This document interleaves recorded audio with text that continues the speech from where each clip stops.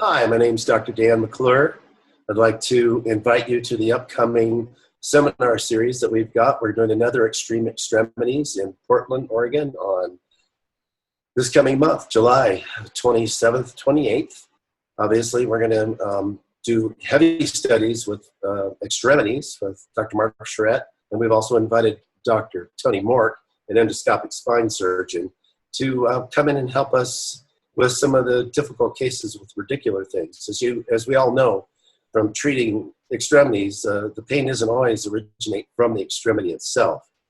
The more common radicular symptoms radiating to the upper and lower extremities are that of a herniated disc.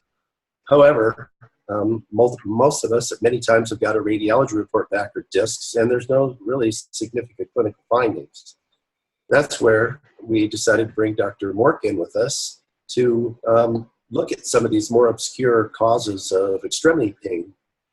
And he's going to be on Saturday afternoon, so we're going to have him do a little intro here and just give a little introduction about where we're going with this and what he's going to talk about. Dr. Mark? Dan, thanks very much, and thanks for having me at the conference in Portland. I thought it was really insightful of you all to think about other causes of extremity pain, because one of the most obscure causes that I get to see fairly often is probably one of the most troubling patients in any kind of spine practice, and that is the patient who has not done well with physical therapy, doesn't usually have any kind of chiropractic care last for very long, and they keep coming back in and you just can't quite fix the problem. Oftentimes it's one of back pain. They have problems sitting. They complain of back pain sitting. They probably have a negative MRI scan. Physical therapy wasn't very helpful. And the weird thing about the group is that they complain of either groin pain with a negative hip exam, testicular pain or numbness, and oftentimes just a radicular kind of leg pain or buttock pain, but with a negative MRI. So one of the things is they come in with the kind of radicular symptoms, but no disc herniation.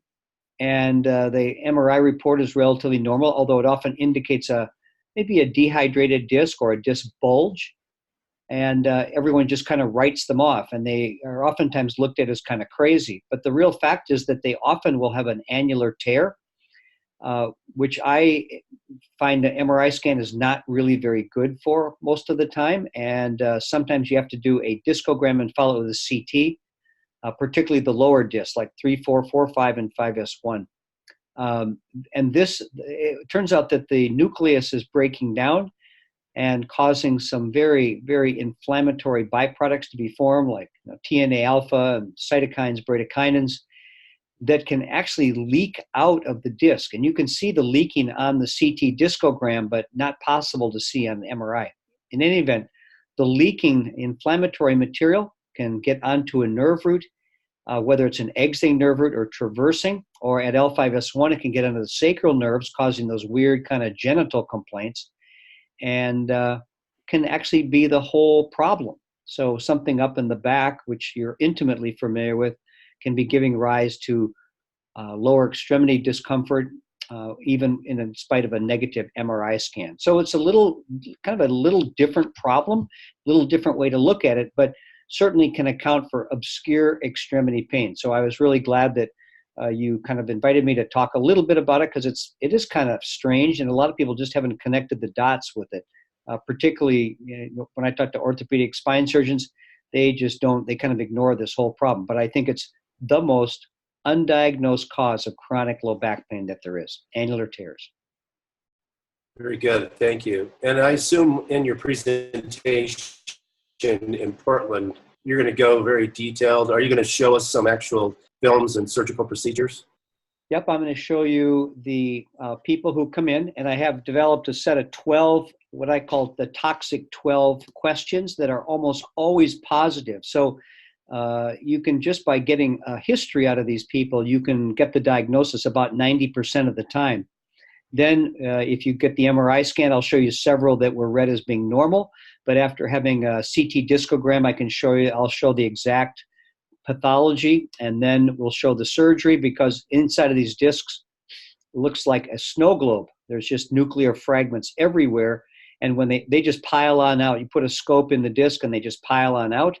And, they're a great source of pain, discomfort, they're moving in and out of the wrong place, not to mention causing probably inflammatory byproducts to be formed as the body tries to reject them, but they just can't, there's got nowhere to go and the circulation's horrible.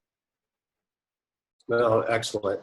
Well, you and I have had an ongoing relationship for many years, and I'm really looking forward to sharing you with the profession and letting them see your insight and what you see from the inside out. So I'm very excited, and I hope everyone joins us in Portland.